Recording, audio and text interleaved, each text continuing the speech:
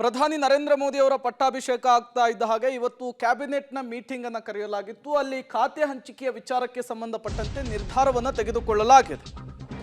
ಕುಮಾರಸ್ವಾಮಿಗೆ ಉಕ್ಕು ಮತ್ತು ಭಾರೀ ಕೈಗಾರಿಕೆಯನ್ನ ಕೊಟ್ಟಿದ್ದಾರೆ ಅನ್ನುವಂತಹ ವಿಚಾರ ಗೊತ್ತಾಗ್ತಾ ಇರುವಂತಹದ್ದು. ಕುಮಾರಸ್ವಾಮಿ ಅವರು ಈ ಕೃಷಿ ಖಾತೆಯ ಮೇಲೆ ಕಣ್ಣಿಟ್ಟಿದ್ರು, ಅದನ್ನ ಬಹಿರಂಗವಾಗಿಯೂ ಕೂಡ ಹೇಳಿಕೆಯನ್ನು ಕೊಟ್ಟಿದ್ರು. ಇನ್ನು ಶೋಭಾ ಕರಂದ್ಲಾಜೆ ಅವರಿಗೆ ಸಣ್ಣ ಕೈಗಾರಿಕೆಯ ರಾಜ್ಯ ಖಾತೆ, ಒಂದಿಷ್ಟು ಬೆಳವಣಿಗೆಗಳಾಗ್ತಾ ಇದೆ ಖಾತೆ ಹಂಚಿಕೆಯ ವಿಚಾರಕ್ಕೆ ಸಂಬಂಧಪಟ್ಟಂತೆ.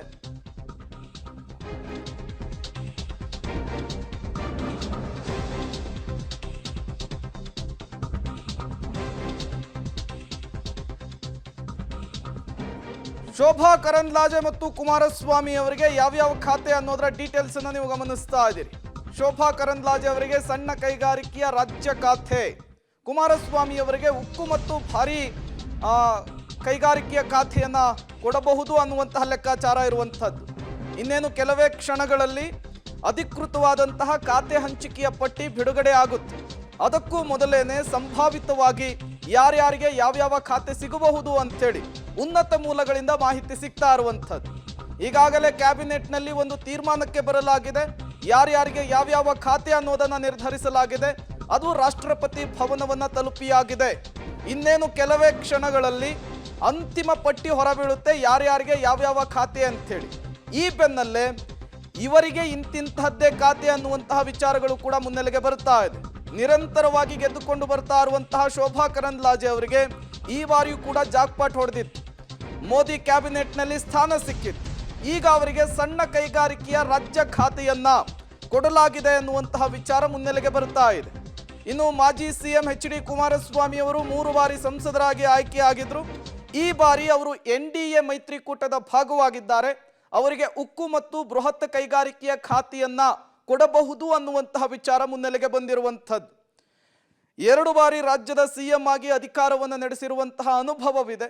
ಜೊತೆಗೆ ಒಕ್ಕಲಿಗ ಸಮುದಾಯದ ನಾಯಕರು ಕೂಡ ಆಗಿರುವಂಥದ್ದು. ಈ ಬಾರಿ JDS ಮತ್ತು ಬಿಜೆಪಿಯ ಮೈತ್ರಿ ರಾಜ್ಯದಲ್ಲಿ ಫಲ ಕೊಟ್ಟಿರೋದ್ರಿಂದ ಎಚ್.ಡಿ. ಕುಮಾರಸ್ವಾಮಿ ಅವರಿಗೂ ಕೂಡ ಕ್ಯಾಬಿನೆಟ್ನಲ್ಲಿ ಅವಕಾಶ ಸಿಕ್ಕಿದೆ. ಉಕ್ಕು ಮತ್ತು ಬೃಹತ್ ಖಾತೆಯ ಕೈಗಾರಿಕೆ ಅವರಿಗೆ ಸಿಗಬಹುದು ಅನ್ನುವಂತಹ ಲೆಕ್ಕಾಚಾರ ಇದೆ. ಮತ್ತಷ್ಟು ಡೀಟೇಲ್ಸ್ ಅನ್ನು ಕೊಡ್ತಾರೆ ನಮ್ಮ ಪ್ರತಿನಿಧಿ ಶಬ್ಬೀರ್, ದೂರವಾಣಿ ಸಂಪರ್ಕದಲ್ಲಿ ಜಾಯಿನ್ ಆಗಿದ್ದಾರೆ. ಶಬ್ಬೀರ್, ರಾಜ್ಯದ ವಿಚಾರದಲ್ಲಿ ಸಹಜವಾದಂತಹ ಒಂದಿಷ್ಟು ಪ್ರಶ್ನೆಗಳಿದ್ವು. ಕುಮಾರಸ್ವಾಮಿ ಅವರು ಕೃಷಿ ಖಾತೆಯ ಇಂಗಿತವನ್ನು ವ್ಯಕ್ತಪಡಿಸಿದ್ರು, ಅದೇ ಖಾತೆ ಸಿಗುತ್ತಾ, ಜೊತೆಗೆ ಇನ್ನಾಲ್ವರಿಗೆ ಯಾವ ಖಾತೆ ಸಿಗುತ್ತೆ ಅಂತ ಹೇಳಿ ಈ ವಿಚಾರಕ್ಕೆ ಸಂಬಂಧಪಟ್ಟಂತೆ ಏನೆಲ್ಲ ಬೆಳವಣಿಗೆಗಳಾಗ್ತಾ ಇದೆ ಅಂತ. ಪ್ರೇಮ್, ಈಗ ಕುಮಾರಸ್ವಾಮಿ ಅವರಿಗೆ ಸ್ಟೀಲ್ ಮಿನಿಸ್ಟ್ರಿ ಸಿಕ್ಕಿದೆ, ಮಿನಿಸ್ಟ್ರಿ ಆಫ್ ಸ್ಟೀಲ್ ಅನ್ನುವಂತ ಮಾಹಿತಿಗಳು ಸದ್ಯಕ್ಕೆ ಬರ್ತಾ ಇರುವಂತದ್ದು.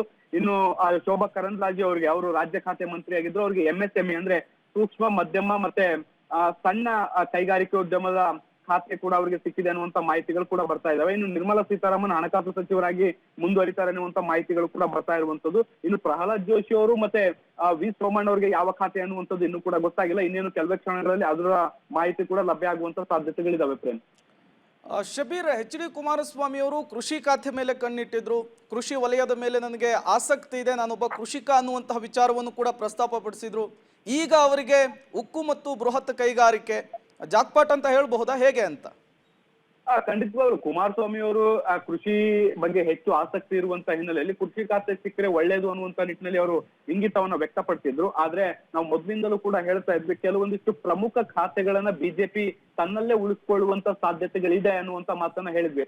ಇದು ಕೂಡ ಕೃಷಿ ಅನ್ನುವಂಥದ್ದು ರೈತರ ಜೊತೆಗೆ ನೇರವಾದಂತ ಸಂಪರ್ಕ ಹೊಂದಿರುವಂತ ಖಾತೆ ಆಗಿರುವಂತ ಹಿನ್ನೆಲೆಯಲ್ಲಿ ಇದನ್ನು ಕೂಡ ಬಿಟ್ಕೊಡ್ಲಿಕ್ಕೆ ಬಿಜೆಪಿ ಹಿಂದೇಟ್ ಹಾಕಿರುವಂತದ್ದು. ಹೀಗಾಗಿ ಮಿನಿಸ್ಟ್ರಿ ಆಫ್ ಸ್ಟೀಲ್ ಅನ್ನ ಕೊಡುವಂತ ಪ್ರಯತ್ನವನ್ನ ಮಾಡಿ ಆ ಮೂಲಕ ಸಮಾಧಾನ ಪಡಿಸುವಂತ ಕೆಲಸವನ್ನ ಕೂಡ ಈಗ ಸದ್ಯಕ್ಕೆ ಬಿಜೆಪಿ ಮಾಡಿದೆ.